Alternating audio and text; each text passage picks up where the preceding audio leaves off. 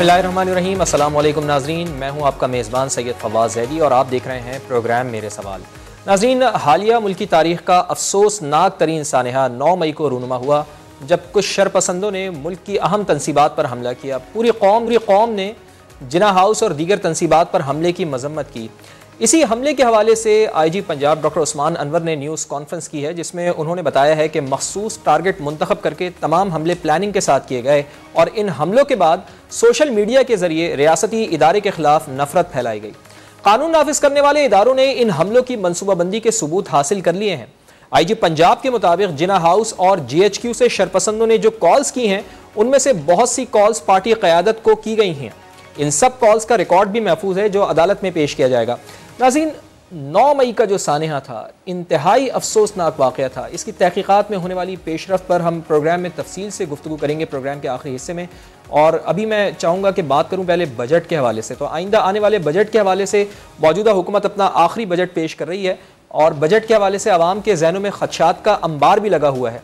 महंगाई के इस मुँह ज़ोर सैलाब में बहते हुए आवाम किसी तिनके की तलाश में है और सवाल यह है कि क्या हुकूमत आवाम को तिनके का ये सहारा देगी या उन्हें महंगाई के सैलाब में बह जाने के लिए छोड़ देगी। ये सवाल भी नाज़रीन उठता है कि 2013 से 2017 तक डॉलर को कंट्रोल रखने वाले इसहाक डार इस बार डॉलर को क्यों काबू नहीं कर सके। हमें याद है कि जब इसहाक डार मुल्क में वापस आ रहे थे वज़ीर ख़जाना की हैसियत से, तो कह रहे थे कि 180 रुपये पे वो डॉलर लेकर आ जाएंगे, 200 से कम करना उनका टारगेट है। लेकिन मौजूदा हालात में डॉलर तो 300 से भी ऊपर को क्रॉस कर गया था। क्या मौजूदा हुकूमत की मौशी पॉलिसियों की सम दुरुस्त है? सवाल यह भी है कि क्या हुकूमत आवाम को कोई रिलीफ देने के काबिल भी है या नहीं। इन सब सवालों के जवाब जानने की कोशिश करेंगे अपने मेहमानों से। मेरे साथ मुल्क के मारूफ बिजनेसमैन और माहिर मईशत जनाब अकील करीम डेडी साहब, इसके साथ साथ तारिक यूसुफ साहब सदर KCCI हमारे साथ मौजूद हैं, जबकि हमारे साथ डॉक्टर आबिद क़य्यूम सिलेरी साहब भी माहिर मईशत हमारे साथ मौजूद हैं। तो प्रोग्राम का बाकायदा आगाज़ करते हैं। अकील करीम डेडी साहब से अपनी गुफ्तगू शुरू करते हैं। बहुत बहुत शुक्रिया आप तमाम मेहमानों का। अकील करीम डेडी साहब, सियासी अफरा तफरी, अदम इस्तेहकाम, बहरानों में घिरी मईशत, बढ़ती हुई बेरोज़गारी, महंगाई 40% से ज़्यादा है, आम आदमी के अखराजात महंगाई के पेश नज़र ज़्यादा हैं मगर आमदनी कम है। ऐसे में अवाम दोस्त बजट क्या हो सकता है या कौम को सरप्राइज के लिए तैयार रहना चाहिए? इस सवाल का जवाब आबिद साहब आप दीजिएगा। अकील करीम डेडी साहब को हम राब्ता करने की कोशिश करते हैं। जी शुक्रिया। देखिए, पहली बात तो यह है कि जो बजट की टाइमिंग है, IMF का प्रोग्राम, बजट की टाइमिंग, इलेक्शन सर पे, तो ये किसी भी सियासी जमात के लिए जिसको कि 2 माह के बाद इलेक्शन का सामना करना हो, ये एक चैलेंजिंग सिचुएशन है। इससे पहले ये होता था कि IMF के प्रोग्राम जो थे वो इलेक्शन से कम 1 साल पहले खत्म हो जाया करते थे और हुकूमत के पास काफ़ी उसमें फ्लेक्सिबिलिटी मौजूद होती थी कि वो एक कोट एंड कोट अवाम दोस्त बजट जो है वो दे सके, प्री इलेक्शन बजट दे सके। इस दफ़ा एक तो वो वाली फ्लेक्सिबिलिटी जो है वो नहीं मौजूद। जाहिर है कि हुकूमत जो है अभी तक IMF के साथ राब्ते में है।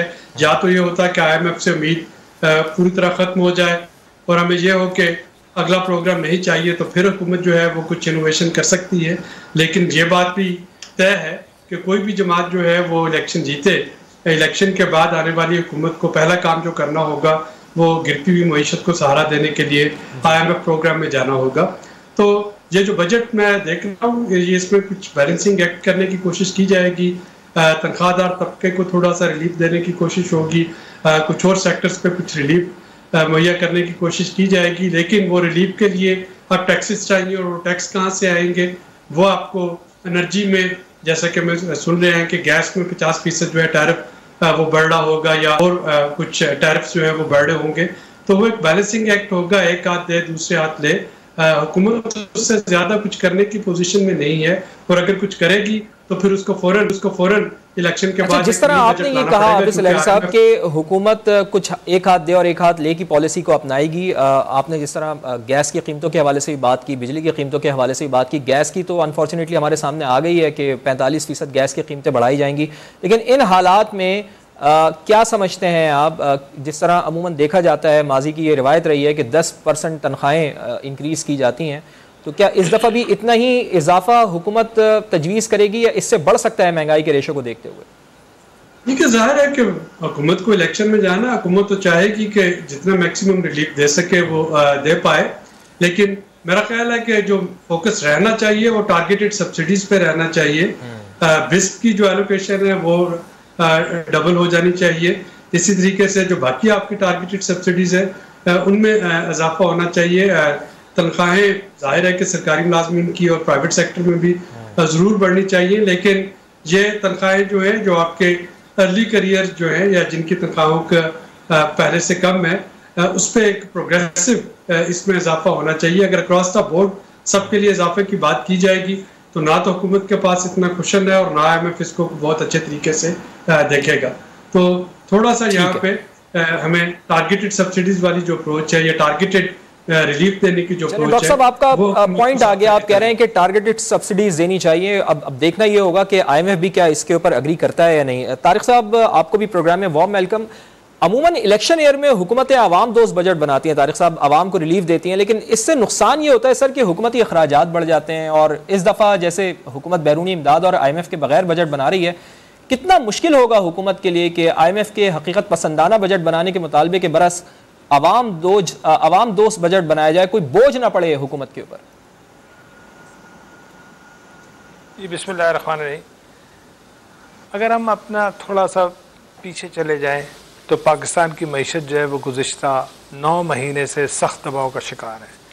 और हमें ये बात याद करनी चाहिए कि अक्टूबर के महीने से जब हमारे मुल्क में डॉलर की शॉर्टेज सामने आई और कंटेनर्स हमारे यहाँ रुकने शुरू हो गए, जो आए हुए माल थे उसकी पेमेंट की दुश्वारी शुरू हो गई और डॉलर की वैल्यू जो है उसकी कमियाबी की वजह से आहिस्ता आहिस्ता बढ़ती रही। तो इन हालात में मैं समझता हूँ कि हमें ये कोशिश करनी चाहिए कि कम अज़ कम इस बढ़ोतरी की तरफ रुकावट तो कम से कम इस साल में पैदा हो जाए। नवंबर से आज तक तकरीबन 8 महीने का वक्फा 8 महीने का वक्फा गुजर चुका है और एक कंटिन्यूस स्ट्रेस का टाइम गुजर रहा है। कभी LC खुलने का प्रॉब्लम, कभी माल क्लियर कराने का प्रॉब्लम, कभी आए हुए माल को छुड़ाने का प्रॉब्लम। तो इस सूरत हाल में बजट को इस तरह डिज़ाइन करना कि ये जो गैर मामूली महंगाई और तंगी का ज़माना, मैं तो लफ्ज़ इस्तेमाल करूँगा जो इस मुल्क ने देखा है, उसको किस तरह रोका जाए और आगे के लिए राह मुतय्यन की जा सके कि मुल्क जो है तरक्की की राह पर कामदन हो चुके।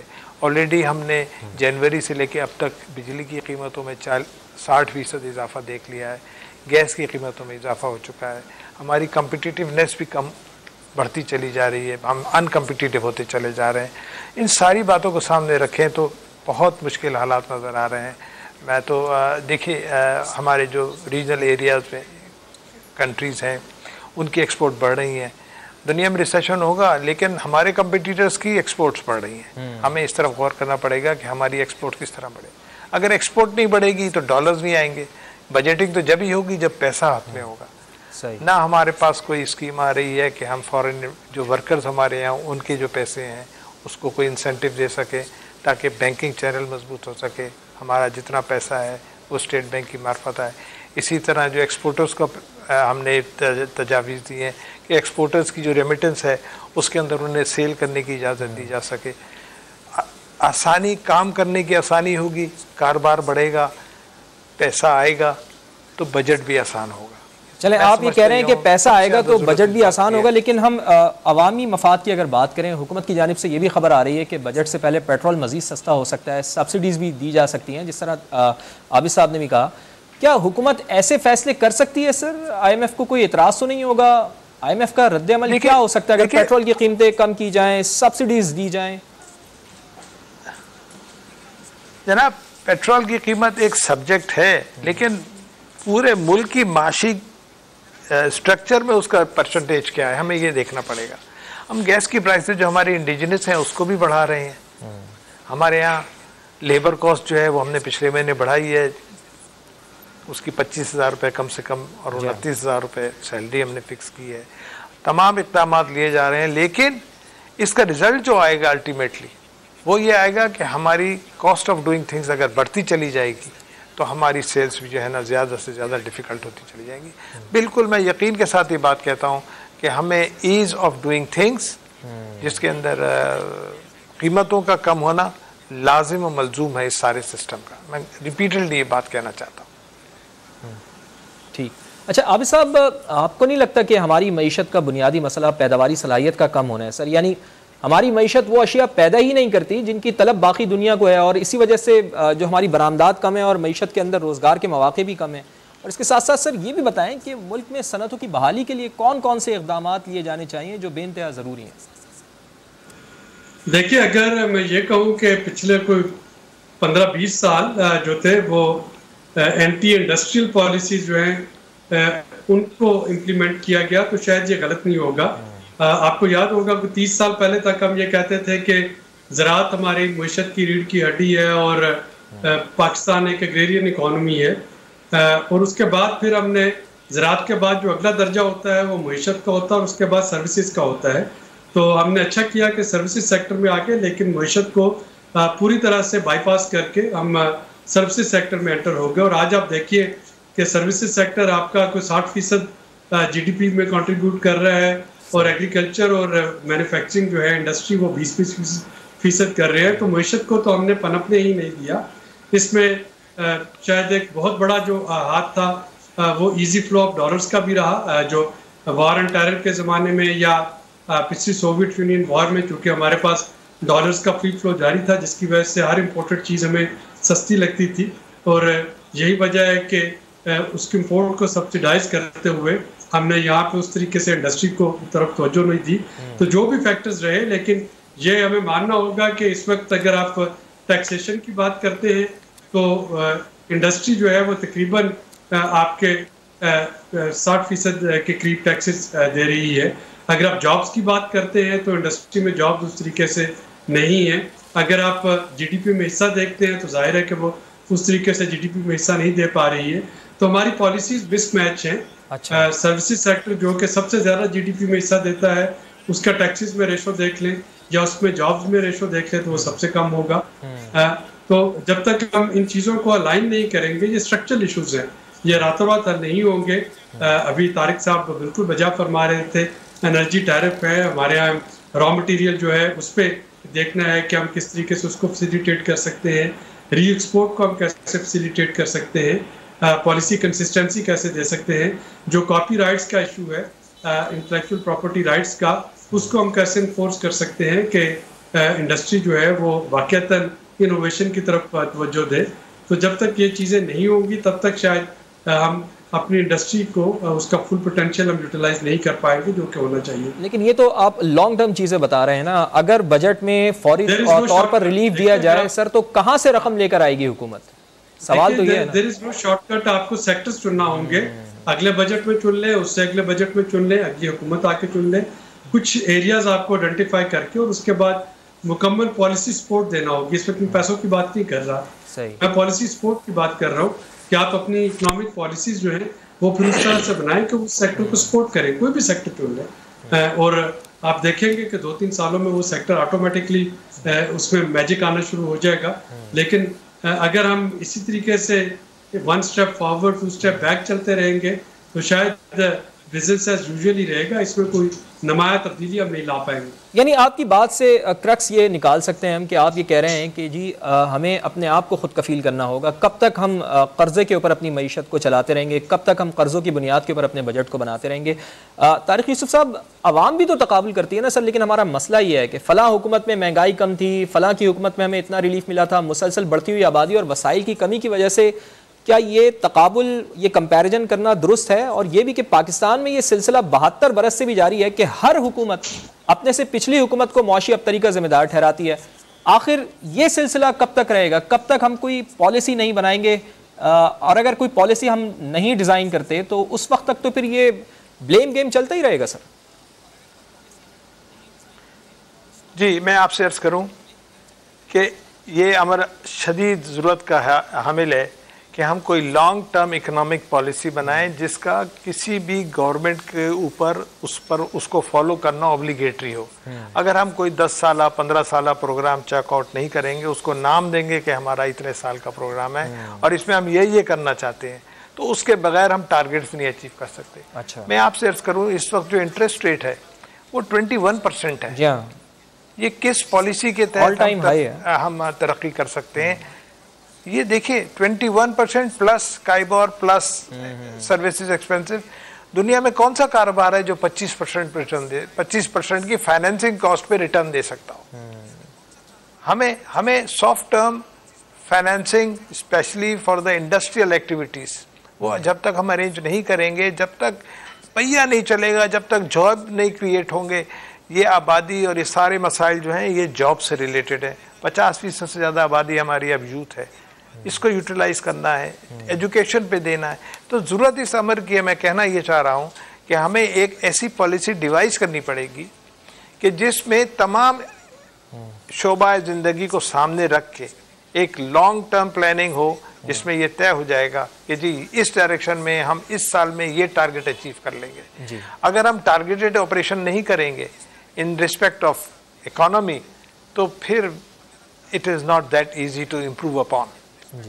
अच्छा तारिक साहब, हमारा जो माली साल का जीडीपी है सर वो 0.3% है और प्रोजेक्शन इसकी 3% रखी जा रही है। ये फिगर तो बहुत कम है, लेकिन अगला IMF प्रोग्राम जो हमें लेना होगा इस चीज़ को मद्देनज़र रखते हुए, तो आप नहीं समझते कि बड़ी सख्त शराइत पर लेना होगा और बड़ा जामे प्रोग्राम लेना होगा ताकि कम से कम 3 साल या 5 साल का वो प्रोग्राम हो, चूँकि हमें बैरूनी अदायगियाँ भी करनी है अगले साल।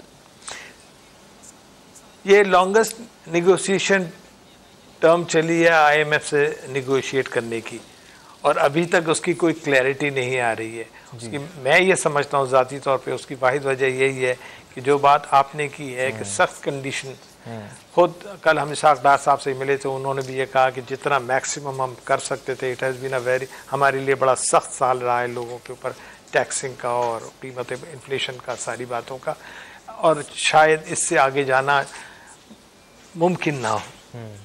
तो इसी वजह से अभी तक निगोशिएशंस चल रही हैं। I hope we end up with a solution जिसमें इस मुल्क के अंदर आम आदमी के ऊपर ज़्यादा बोझ ना पड़े। चलिए आबिद साहब, IMF की मदद के बगैर हुकूमत को बजट बनाने में कितनी मुश्किलात दरपेश होंगी सर? देखिए, सबसे पहला जो चैलेंज है वो तो आपके फॉरेन फंडेड कंपोनेंट का है। अभी 2 दिन पहले ही एनुअल डेवलपमेंट प्लान जो है वो फाइनल किया गया है, PSDP के नंबर फाइनल किए गए हैं, और उसमें जो हमारा डेफिसिट होता है यानी आमदनी और अखराजात में जो अदम तवाज़न, तो वो हम पूरा कर रहे होते हैं कुछ मुल्की कर्ज़ों से, कुछ गैर मुल्की कर्ज़ों से। तो वो जो गैर मुल्की कर्ज़े हैं वो उस वक्त तक हमारे पास नहीं आएंगे जब तक कि हमारी क्रेडिट रेटिंग बेहतर नहीं होती है, और क्रेडिट रेटिंग उस वक्त तक बेहतर नहीं होगी जब तक कि आप IMF के प्रोग्राम में नहीं आते। तो इस वक्त वो जो कंपोनेंट है वो उस पर मुझे डाउट है। दूसरा जो बड़ा चैलेंज आएगा वो उस बजट को हर साल के बजट की तरह मैनेज करने के लिए एक होता है जिसको कहते हैं सूबाई सरप्लस, के सूबों ने वो पैसे खर्च नहीं किए और वफाक को वापस कर दिए। IMF ने पिछले बजट में भी उन नंबर को चैलेंज किया था और हमने देखा कि सूबों ने सरप्लस नहीं दिया, और इस दफ़ा भी सूबे चूँकि इलेक्शन का दौर है, सूबे सरप्लस नहीं देंगे।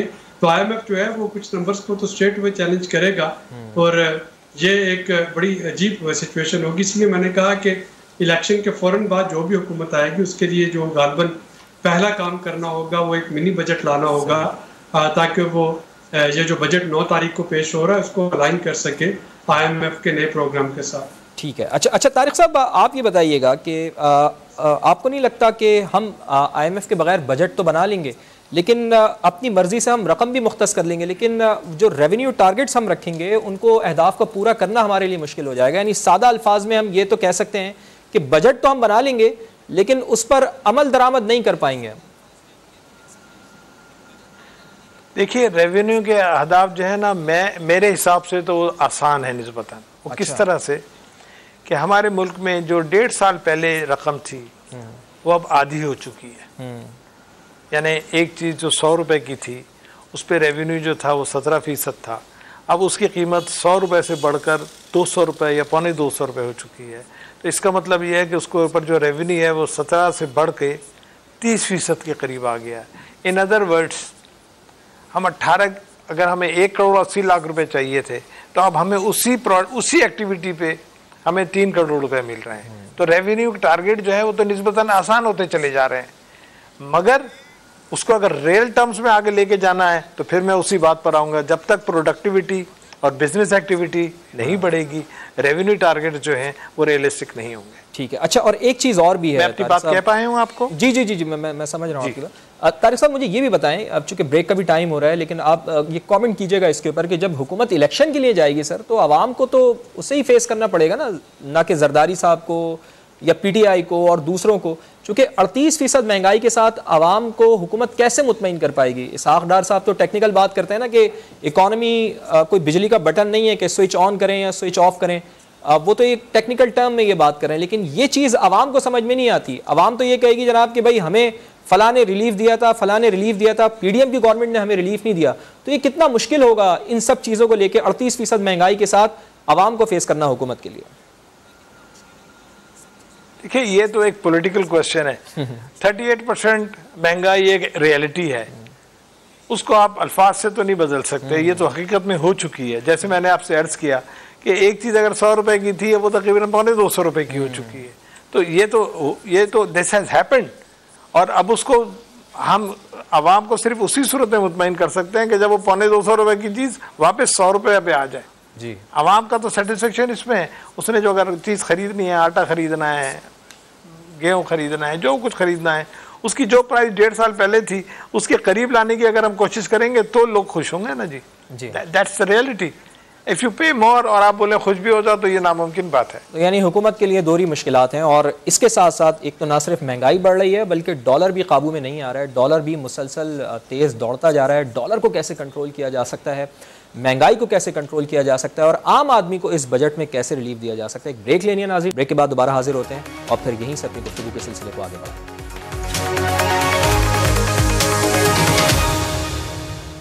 तो प्रोग्राम में एक बार फिर खुशामदीद। बजट के मुहर्रिकात क्या हो सकते हैं, बजट में क्या आवाम को रिलीफ मिल सकता है या फिर रिलीफ एक ख्वाब ही होगा आवाम के लिए, इसी पर हमारी बात हो रही है। और अकील करीम डैडी साहब भी हमें ज्वाइन कर चुके हैं। बहुत शुक्रिया अकील करीम डैडी साहब आपका वक्त देने के लिए।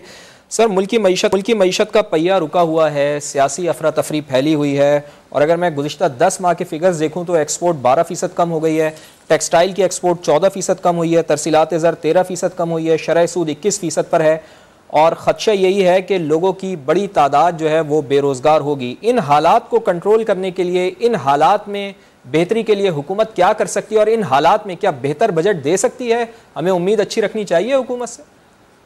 देखिए, मैं एक बात बताता हूँ, गवर्नमेंट को जो इस वक्त जो फिगर्स मिल रहे हैं वो तो यही बता रहे हैं कि ये इलेक्शन बजट है, क्योंकि जिस तरीके से अंदाजा हो रहा है कि शायद वो IMF पैकेज दे नहीं रहे और नए पैकेज की तरफ जाएंगे, तो जो समझ में आ रही है वो यही है कि ये शायद हो सकता है आवाम फ्रेंडली बजट देने की कोशिश करें। मुश्किल वक्त जरूर है, लेकिन साथ साथ 2-3 चीजें आपको जरूर देखनी चाहिए कि पाकिस्तान के हालात, क्योंकि हमारी इंपोर्ट का बिल बहुत ज्यादा है और इंपोर्ट हम जो आइटम कर रहे हैं जैसे LNG, LPG, ये सारी चीजें हम इंपोर्ट करते हैं और इनकी प्राइस काफी नीचे आई है। लास्ट हमारा LNG का इंपोर्ट जो हुआ था $21-22 पे, आज वो $8 पे मिल रही है अपना LNG। तो इसी तरह क्रूड ऑयल को उठा के देखें, उसकी भी प्राइस काफी गिरी हुई है। अक्रॉस द बोर्ड सारी चीजें जो हम इंपोर्ट कर रहे हैं उनकी प्राइस गिर चुकी है। तो मेरा ख्याल है कि इस वक्त सिचुएशन इतनी बुरी नहीं है जितनी हम समझने की कोशिश कर रहे हैं। अच्छा, इंपोर्ट काफी नीचे आई है, एक्सपोर्ट भी गिरी है, लेकिन ज्यादा इंपोर्ट गिरी है एक्सपोर्ट के मुकाबले में। तो मुझे नहीं लगता कि अभी कोई मुश्किलात हैं। आने वाले दिनों में आपके इन्फ्लेशन के नंबर यकीनन बहुत नीचे आएंगे और पैनिक होने की जरूरत नहीं है। और इंटरेस्ट रेट भी अब तो गिरना शुरू हो जाएंगे, जो सिचुएशन दिख रही। तो मेरा ख्याल है कि इस वक्त पॉलिटिकल स्टेबिलिटी की जरूरत है। बाकी मैं यकीन से कह सकता हूँ कि आने वाले दिन बुरे दिन नहीं होंगे, बेहतर दिन होंगे। और इस पे अगर ये IMF से पैकेज ले लेते हैं फिर तो ये चारों तरफ से विन-विन सिचुएशन हो। सही। तो मुझे आने वाले दिनों में कोई ज्यादा ऐसी खतरनाक चीजें नहीं दिख रही। जो मैं टीवी पे देख रहा हूँ वो सारे एक्सपर्ट डरा रहे हैं वो भाई पाकिस्तान का मुश्किल टाइम जो था वो हम निकाल। अच्छा, आप $125 में ऑयल इंपोर्ट कर रहे थे, $25 में आप LNG इंपोर्ट कर रहे थे, $1800 में आप पाम ऑयल इंपोर्ट करते थे। अब वो सिचुएशन कहाँ है? वो $1800 वाली $700 पे आ गई है, $75 पे आपका ऑयल। डॉलर के रेट भी तो बढ़ रहे हैं ना अकील करीम डैडी साहब, इसको भी तो कंट्रोल करना है ना। ये क्यों हो रहा है? ये इसलिए हो रहा है कि पॉलिटिकल स्टेबिलिटी नहीं आ रही है, लोग भाग रहे हैं यहाँ से, पाकिस्तान से निकल रहे हैं। तो इसको रोकना है, लोगों को कॉन्फिडेंस देना है। हमारी पहली बात आप ये जहन में रखें कि ये बार बार एक्सपोर्ट, हमारी एक्सपोर्ट जो है वो 10% है, सही। हमारी लोकल इंडस्ट्री 90% है, और हमारी लोकल इंडस्ट्री की डिमांड में कमी नहीं आई, वो परफॉर्म कर रहे हैं। इंपोर्ट जब से कम हुई है, हमारी लोकल इंडस्ट्री की सेल बढ़ी है।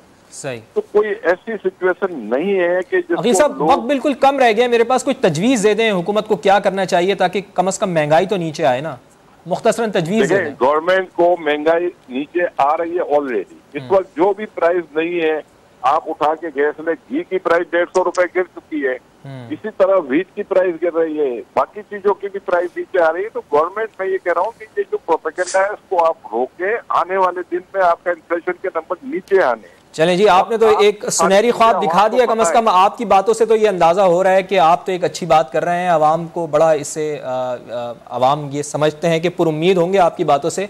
आप सलेरी साहब, आप क्या तजवीज़ देना चाहेंगे इन हालात में? हुकूमत को वो बजट में किन चीज़ों के ऊपर फोकस कर सकती है ताकि आवाम को कुछ रिलीफ मिल सके? मेरा ख्याल है बजट पे अपने अखराजात को कंट्रोल करना चाहिए। बहुत सी चीज़ें जो कि कई सालों से पेंडिंग चली आ रही हैं कई हुकूमतों से, 212 आपकी लॉस मेकिंग एंटरप्राइजेज हैं, हमारा जो इस वक्त पेंशन्स जो हैं वो पड़े हुए हैं। 18वीं तरमीम के बाद सूबों और वफाक में भी जो डुप्लीकेशन ऑफ एक्सपेंडिचर है, एनर्जी सर्कुलर डेट है, तो ये वो चीज़ें हैं जो कि अगर यहाँ पे थोड़ा सा संजीदगी से काम लिया जाए तो इतना कुशन जरूर मिल जाएगा कि अवाम का ख्याल रखा जा सके उसी रेवेन्यू में। ठीक है तारिक साहब, आपकी क्या राय है? क्योंकि वक्त बिल्कुल खत्म हो रहा है मेरे पास, तारिक साहब की भी राय ले लें, मुख्तसरन बता दें तारिक साहब। जी, मैं सिर्फ इतना चाहूँगा कि आने वाले वक्त में सबसे पहले इंटरेस्ट रेट, पावर प्राइसेस की तरफ तवज्जो दी जाए। ये दोनों चीज़ों के कम होने से मुल्क के अंदर यकीनन महंगाई में असर पड़ेगा, कम हो जाएगी महंगाई। पावर इस वक्त एक बहुत डैमेजिंग प्राइस पर है, उसको हमें रेगुलेट करना पड़ेगा। इंटरेस्ट रेट में हमारे यहाँ इन्वेस्टमेंट नहीं आ रही है, लोग बैंकों में पैसा रखना पसंद कर रहे हैं बनिस्बत कारोबार में लगाने के। सही। तो इंटरेस्ट रेट को भी कम करने की बड़ी अशद ज़रूरत है। इसके साथ साथ मैं इस बात से एग्री करता हूँ कि जो सख्त वक्त था, जैसे मैंने पहले भी अर्ज़ किया कि नवंबर में तो हमारे पास अपने सप्लाइड माल के पैसे देने के नहीं थे, हमारे पास एलसी खोलने की गुंजाइश नहीं थी। आज अल्हम्दुलिल्लाह वो सूरत हाल नहीं है, things are on the better side. चलें जी, things are on the better side आप ये कह रहे हैं, और इसी के ऊपर हम ये भी कह सकते हैं कि पैवस्तर है शजर से उम्मीद है बाहर रख। आवाम को तो इस मिसदाक़ी इंतज़ार करना होगा, चूँकि 9 जून को बजट पेश होने वाला है, हुकूमत बजट पेश करती है। अब देखना ये होगा कि हुकूमत आवाम के लिए इस बजट में क्या महंगाई कम कर पाती है, रिलीफ दे पाती है। और जिस तरह अकील करीम डैडी साहब बता रहे हैं तो उनकी बातों से तो बड़ी हौसला अफजा उन्होंने बातें की हैं। उन्होंने कहा कि महंगाई यकीनन कम हो सकती है और पाकिस्तानी मईशत बेहतर परफॉर्म कर सकती है आइंदा आने वाले चंद दिनों में। तो एक ब्रेक लेनी है नाज़रीन मुझे, और जब ब्रेक के बाद हम वापस आएंगे तो सीनियर तज़कियाकार नसरुल्लाह मलिक साहब से बात करेंगे सानह 9 मई के हवाले से। Stay with us.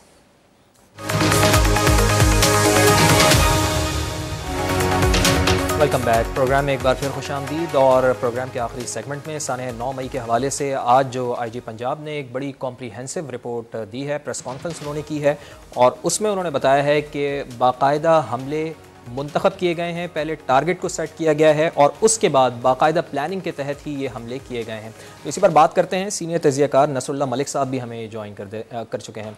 Nasrallah Malik साहब, जो बातें आज IG पंजाब डॉक्टर उस्मान अनवर ने की हैं वो दिल दहला देने वाली हैं। क्या एक सियासी जमात के कायदीन से इस रवैये की तवक्को की जा सकती है जिसका मुजाहरा हमने 9 मई को देखा? देखिए, मैं समझता हूँ कि डॉक्टर यास्मीन राशिद साहबा के हवाले से जो कल से कहा जा रहा है कि वो बरी हो गई है, वो इस उनके ऊपर इल्जाम है वो ये है कि उन्होंने लोगों को उकसाया, लोगों को भड़काया और लोगों को कॉल के जरिए जो है वो पहुंचने का कहा। तो मैं समझता हूँ कि ये इंतहाई अफसोसनाक है। और जो लीडरशिप जिस तरीके से इन्वॉल्व हुई 9 मई के वाकयात के अंदर, पाकिस्तान की सियासी तारीख में इसकी कोई मिसाल नहीं मिलती जी। शायद ही किसी सियासी जमात ने कहा हो कि जाके सरकारी दफातर पर कब्जा कर लें, GH के ऊपर हमला कर दें, कोर कमांडर हाउस पर जाएं और वहां एहतजाज करें वहां जाके हम जो है कोर कमांडर हाउस के अंदर जाएंगे। बुनियादी तौर पे अगर आप देखें तो इमरान खान साहब रावलपिंडी जब लॉन्ग मार्च लेकर गए थे तो उस वक्त भी सोच यही कार फरमा थी कि हम GHQ के बाहर एहतजाज करेंगे। फिर इमरान खान साहब ने जब 9 मई के वाकयात हो गए उसके बाद भी 1-2 जगह पे जो बातचीत की तो यही लफ्ज कहे कि जहां एहतजाज करना चाहिए था वहीं एहतजाज होना था। रेंजर जो है वो फौज के मातहत है, इसलिए हमने वहीं जाना था, हमने GHQ के बाद जाना था, हमने कोर कमांडर हाउस के बाद जाना था। गोया जो इकदाम किए गए 9 मई को उससे वापसी या उसकी तरदीद नहीं की गई बल्कि एक्सेप्ट किया गया कि हमने ये काम एक सोचे समझे मंसूबे के तहत किए हैं। और इसी सोचे मंसूबे के तहत जिस तरीके से पूरे मुल्क के अंदर हिसास इदारों के दफातर पर, उनकी रहशगाहों पर जो हमले किए गए, मेरे ख्याल में ये सोचा भी जा सकता था।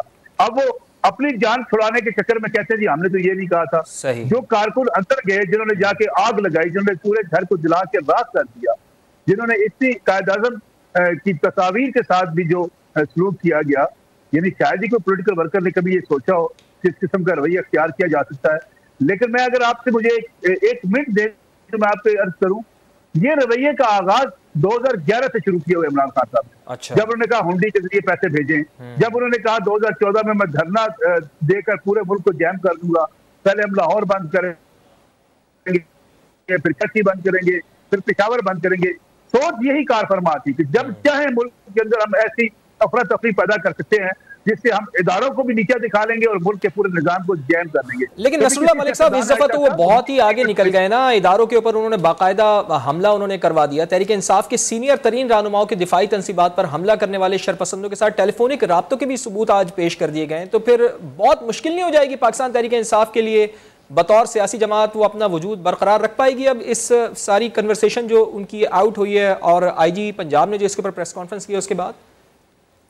मेरे ख्याल में अगर पाकिस्तान रेड लाइन नहीं है तो फिर शायद हमें अपने हवाले से सोचना पड़ेगा। हम सब के लिए रियासत है पाकिस्तान, ये धरती माँ जो है ये रेड लाइन है, कोई फर्द रेड लाइन नहीं है। यानी कोई सियासतदान रेड लाइन नहीं होता। एक मुल्क की जो सालमियत होती है वो रेड लाइन होती है, मुल्क की आजादी रेड लाइन होती है। और मुल्क की आजादी के लिए जरूरी होता है कि आप अपने सिक्योरिटी इदारों का यानी उस लिहाज से बल्कि उनके चाना बिछाना कराओ मुल्क के दिफा के लिए। लेकिन बदकिस्मती से यहाँ कह दिया गया एक शख्स रेड लाइन है और उसके बाद पूरे मुल्क के इदारे जो दिफा करने वाले इदारे हैं, पुलिस है, कोई इदारे को नहीं छोड़ा गया। ये वो मैं समझता हूँ सियासी जमात का रवैया है। इस सियासी जमात के रवैये के साथ ना पार्लिमानी निजाम चल सकता है, ना जमहूरियत चल सकती है, ना सियासत चल सकती है। और जब तक इन लोगों को कैफरे किरदार तक नहीं पहुंचाया जाएगा ये रवश फिर कहीं जन्म ले सकती है। जी हाँ, बिल्कुल दुरुस्त बात है। और इसकी मजम्मत भी जितनी भी मजम्मत की जाए वो कम है। सोशल मीडिया पर सर जिस तरह की कौमी सलामती के इदारों के खिलाफ नफरत अंगेज पोस्टें डाली गई हैं, जानबूझकर फेक पोस्टें वायरल की गई हैं, क्या आप नहीं समझते कि ये मुल्क की सलामती के साथ भी एक भौंडा मजाक किया गया है? मैं समझता हूँ जब इसकी कभी तहकीकात होंगी तो आपको अंदाजा होगा कि ये मुल्क से बाहर बैठे हुए लोग कौन थे, इनके पीछे कौन से मुहर्रकात थे कि जो ये सारी कंपेन चलाते रहे। फिर आपको ये भी पता चलेगा कि कहां कहां से फंडिंग होती रही इस सोशल मीडिया कंपेन के लिए। यानी आपने बाकायदा मनसूबा बंदी के तहत ये सारा काम किया और मकसद क्या था? मकसद ये था कि किसी न किसी तरीके से इक़्तिदार हासिल किया जाए, खा मुल्क के अंदर जितना मर्जी अफरा तफरा पैदा हो जाए। यानी आप तसव्वुर करें ये सीरिया की बातें, इराक की बातें, ये किसने शुरू की? कभी कोई सियासतदान जो इस मुल्क में रहता हो, इस मुल्क ने उसे इज्जत दी हो, इस मुल्क ने उसे प्राइम मिनिस्टर बनाया हो, ये बात सोच सकता है कि वो मुल्क की सालगिरह पर बात करे? वो ये कहे कि हम इराक बन जाएंगे, हम शाम बन जाएंगे। बल्कि लोग तो कहते हैं खुदा ना खास्ता अगर मुल्क की सालगिरह के ऊपर कोई हर्फ आया तो हम सब खड़े होंगे मुल्क के दिफा के लिए। नसरुल्लाह मलिक साहब ये बड़ा अहम नुक्ता है कि सियासत में ये जारियत का अंसर कब से गालिब हुआ है। हमने तो ये देखा है कि सियासतदान तो हमेशा बातचीत करते हैं, एक टेबल पर बैठते हैं, एक दूसरे से मुज़ाकरात करते हैं, बातचीत के जरिए मसाइल का हल निकालते हैं। लेकिन पाकिस्तान की सियासत में बदकिस्मती से ये रवैया क्यों परवान चढ़ रहा है और इसकी क्या वजह है? कब से ये रवैया परवान चढ़ना शुरू हुआ, इसके ऊपर जरा रोशनी डालिए। इमरान खान साहब ने जब थोड़ी सी पॉपुलैरिटी हासिल की उस वक्त से उनके दिमाग में ये बात मौजूद है कि वो पॉपुलर भी हैं और वो खुदपरस्ती के उस दौर में मुब्तला हो गए, उस बीमारी में मुब्तला हो गए जिसका शायद इलाज दुनिया में कोई नहीं होता। अब वो समझते हैं कि वो हर चीज से बालातर है, ना उनको अदालत बुला सकती है, ना उनको किसी कानून के कटहरे में खड़ा होने की जरूरत है, ना वो पार्लियामेंट में जाना पसंद करते थे, उस पार्लियामेंट में जहां उनके मुखालफिन बैठे हों। वो नेशनल सिक्योरिटी कमेटी के इजलास में शिरकत नहीं कर सकते। कि उन्हें अपोजिशन लीडर से सलाम लेना पड़ जाए। टाइम बहुत कम रह गया है। नसरुल्लाह मलिक साहब, आखिरी फाइनल आपसे सवाल, इसके ऊपर कमेंट आपका चाहूंगा। क्या इस चीज का इम्कान है कि तहरीक इंसाफ को बैन कर दिया जाए और उसकी क़यादत नाअहल हो जाए? मैं कहता हूं हर उस शख्स को नाअहल कर देना चाहिए जिसने मुल्की इदारों के ऊपर हमले किए हैं, जिसने मुल्की सालमियत पर जो है आवाज उठाई है। ऐसे शख्स को, कोई भी शख्स हो, वो किसी भी सियासी जमात से हो, जो मुल्क की सलामती के साथ खेले, उसको पाकिस्तान में सियासत करने का कोई हक नहीं होना चाहिए। ठीक है, बहुत बहुत शुक्रिया। मलिक साहब हमारे साथ मौजूद थे और वो ये कह रहे थे कि मुल्क की सालमियत की जब बात आ जाए तो सियासी वाबस्तगी बहुत पीछे रह जाती है। मुल्क की सालमियत ही हमारी रेड लाइन है। प्रोग्राम का वक्त खत्म हुआ चाहता है नाज़रीन, अपने मेज़बान फवाज़ ज़ैदी को इजाज़त दीजिए। अल्लाह ने